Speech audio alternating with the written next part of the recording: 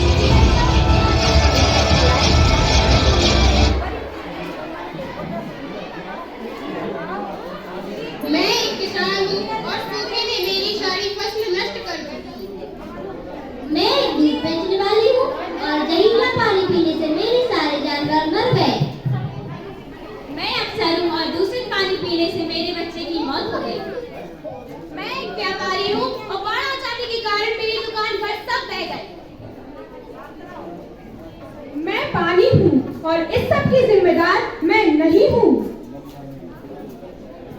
अरे आप सब लड़िए मत, अपना अपना काम कीजिए। चलो चलो।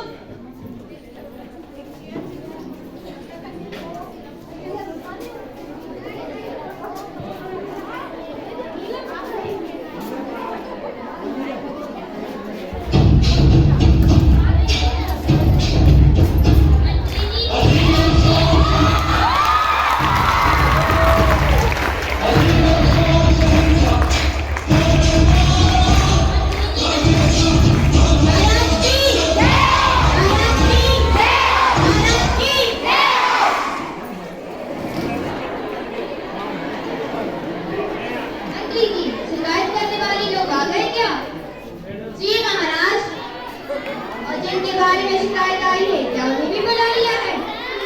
हाँ महाराज, आज सारी शिकायतें हवा और पानी के बारे में हैं। वे पास के कमरे में बैठे हुए हैं। ठीक है, मुकदमे की कार्रवाई शुरू करें। पहले पानी को बुलाया जाए।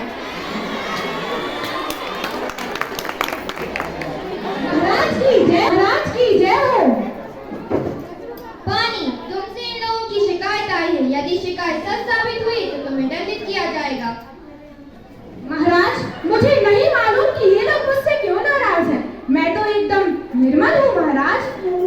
महाराज, लोगों की पहली शिकायत यह है कि पानी अब निर्मल नहीं रहा। ये नदियों और नहरों में बहते समय सारी गंदगी एवं बीमारियां सब जगह पहुंचा देता है।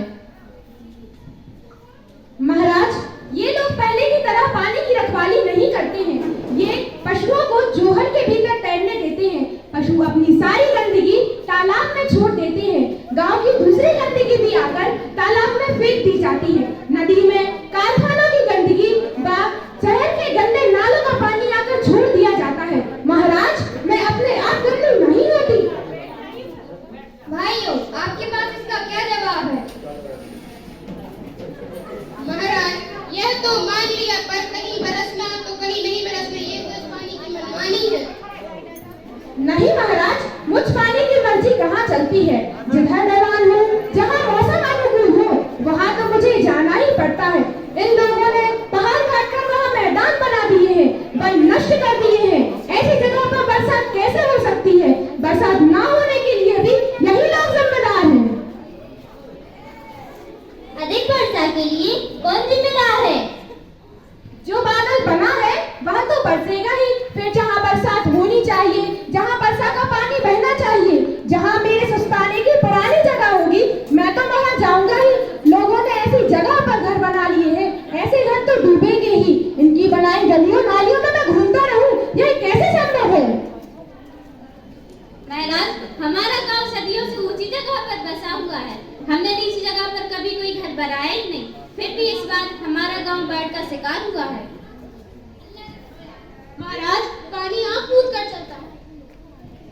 नहीं महाराज, मैं देखकर चलता हूँ, तभी तो ढलान की तरफ ही जाता हूँ। ऊंची जगह पर चढ़ने की कभी कोशिश नहीं करता।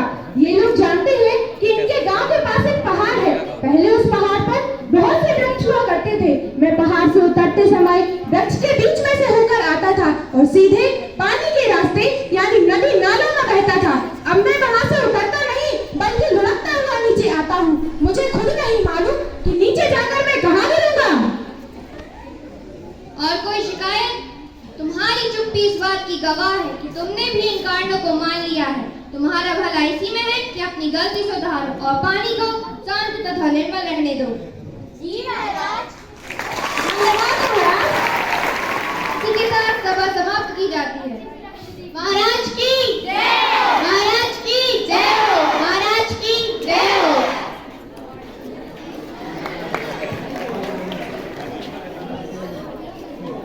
अगले दिन ठीक वैसा ही दरबार होता है, लेकिन समस्या कुछ अलग होती है।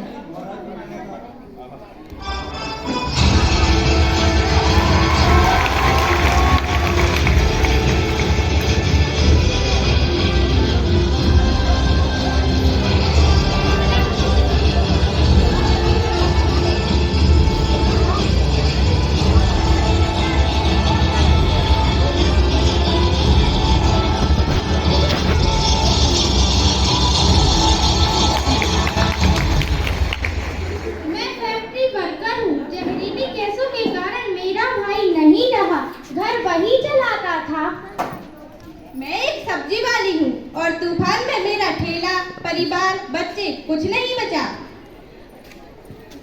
मैं एक वैज्ञानिक हूँ और शोध में मैंने पाया कि वायु प्रदूषण के कारण सारी प्रकृति त्राही त्राही हो गई। मैं एक डॉक्टर हूँ। प्रदूषित हवा से मेरे बच्चे को बीमारी होकर मैं भी उसे बचाने की। मैं हवा हूँ और इस सब की जिम्मेदार मैं नहीं हूँ। अरे लड़ाई लड़ाई माफ करो और सभी अपना अपना काम करो। चलो चलो।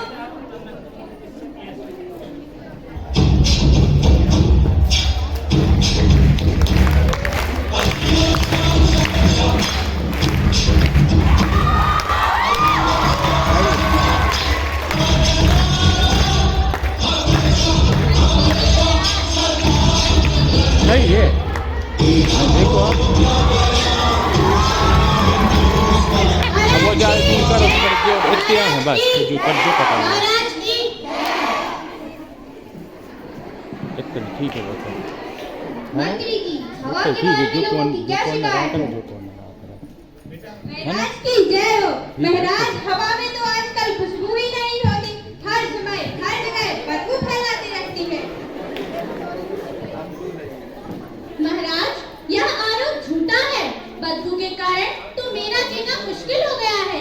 अपने आप में मेरे पास ना तो खुशबू है और ना ही बदबू। पहले ऐसा नहीं होता था, पर आजकल ये लोग मरे हुए पशु पक्षियों को यहाँ वहाँ डाल देते हैं, जिसके कारण मैं बदबू वाली हो जाती हूँ। इनके कारखानों से निकली हुई गैसें मुझ में घुल जाती हैं। मुझे याद है, एक बार भोपाल के एक कारखाने से निकली हुई एक जहरीली गैस मुझ पर सवार होकर दूर दूर तक फैल गई थी और कई लोगों की मौत हो गई थी।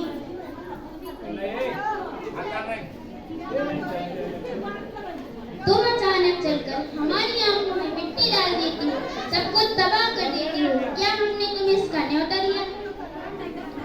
चलना मेरा काम है। तुम कहते हो तो मैं चलना बंद कर देती हूँ। अरे अरे हवा रानी, नाराज मत हो। धीरे धीरे तो चलो, हमारा सांस लेना भी मुश्किल हो रहा है।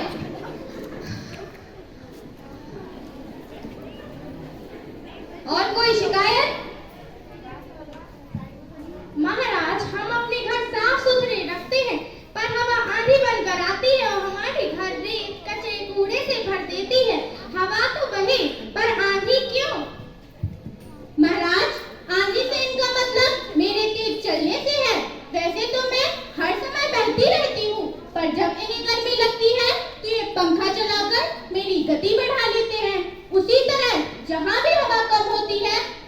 तेजी से चलती हूँ तो रेत, मिट्टी, कूड़ा आदि जो भी हल्की चीजें मेरे रास्ते में होती हैं वह मेरे साथ उड़ने लगती हैं।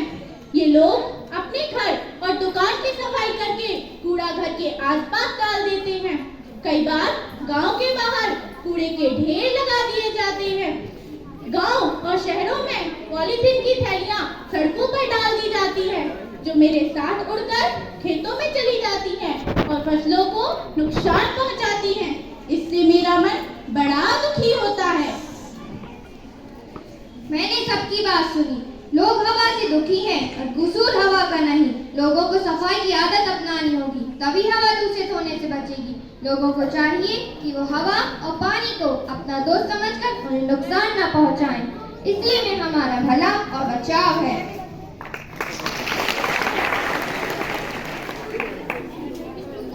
धन्यवाद महाराज। महाराज की जय हो, महाराज की जय हो, महाराज की जय हो।